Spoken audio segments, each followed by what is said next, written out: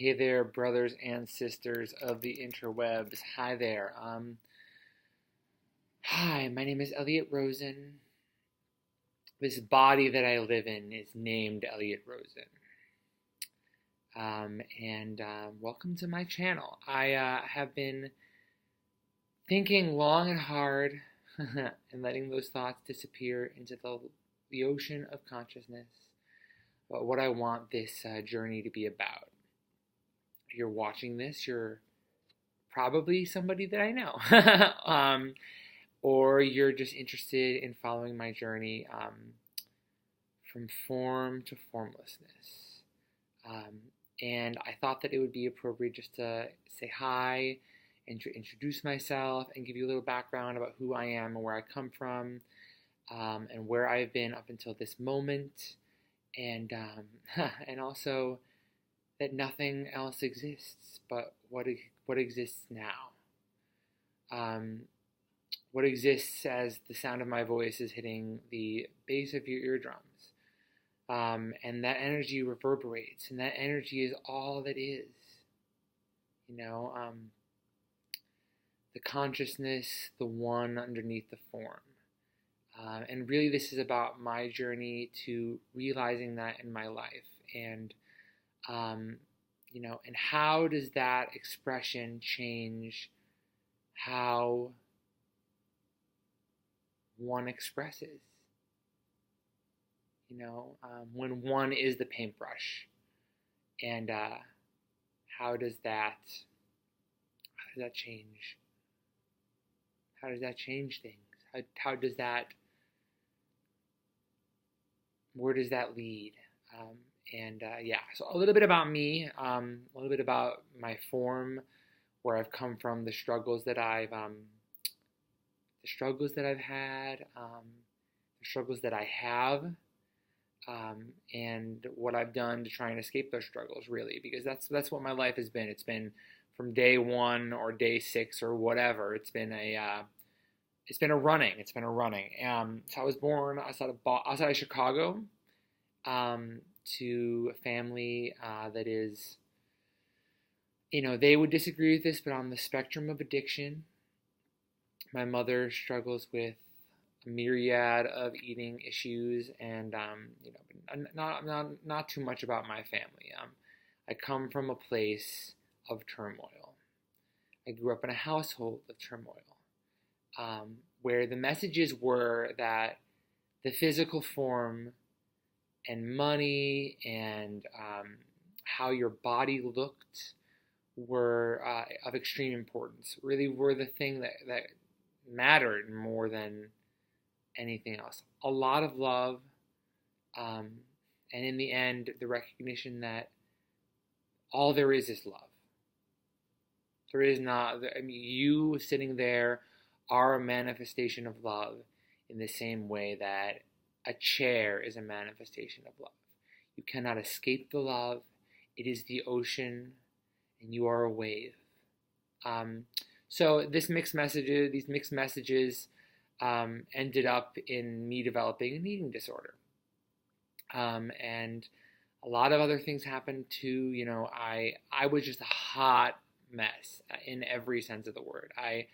And also in hindsight, what would appear to be manic depression, all throughout high school, and there was just a lot of turmoil in my family life, which I can go into at another time, which led me to interest in singing, also as a way of escape. Singing in the same way that exercise, in the same way that food became the method from which I derived my self-esteem, my sense of worth in the world, and also it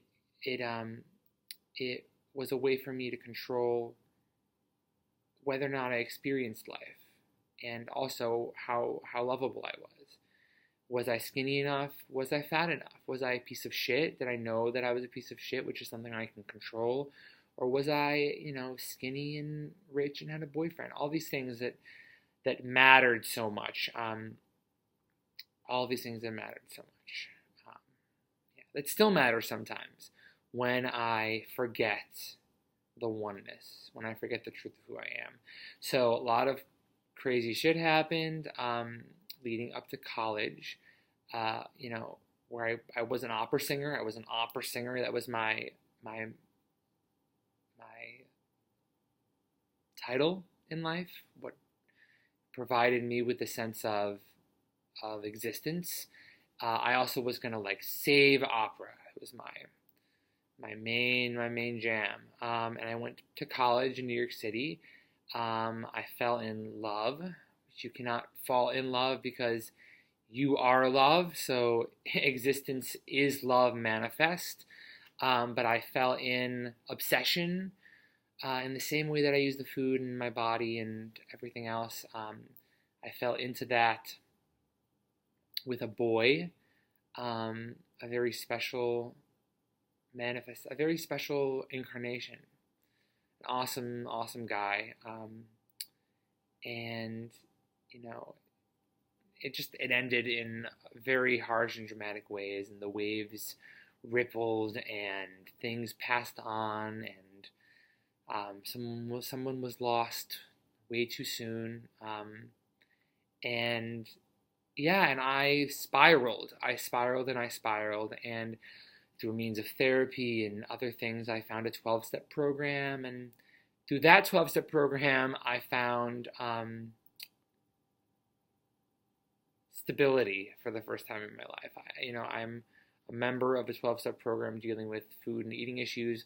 I'm a gay man living in the city, and I am. It's very important to me to hold the space for those things, because while the forms eating disorder is a method of which gay men get wrapped up in themselves, and it's a way that is kind of unacknowledged. So I just want to hold space for that, because that is those two parts of my incarnation. Just there's room for growth for all people. There's room for acknowledgement. There's room for untangling for all people, and I just want to hold space for that. So yeah, I went into recovery, which I'm also happy to talk about. The recovery led me to really understanding what I wanted to do. I was an opera singer with the secret musical theater obsession, and so I went to school, and I decided, through support, through love, through connection to community, I decided to go back to school for acting. And I enrolled at the William Esper Studio, which is a Meisner training program. And it totally rocked my whole world. I met people who really who were there with the intention to do what I wanted to do. There are also other spiritual things that I did before that, but I really wasn't ready to receive what I'm receiving now until I was ready to receive it. The readiness did not appear until it was time. So I went back to school for acting, and I was in a space of knowing what I wanted to do and not being able to do it because I had no chill. I'll call it no chill. I was just unable to focus enough and to engage in this process that demanded presence.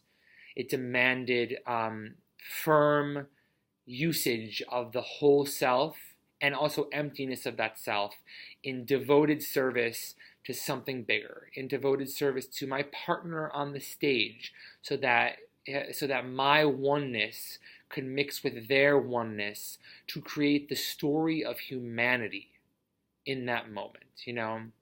That's what plays are about. It's about humanity, and why is this night more important and more special than any other night, and living through those truths in service of art, to help change the perspective of community on earth, and to mirror and reflect society. And it's very beautiful and very powerful things, and it is the closest thing that I have found to experiencing oneness outside of actual seeking of oneness, outside of these other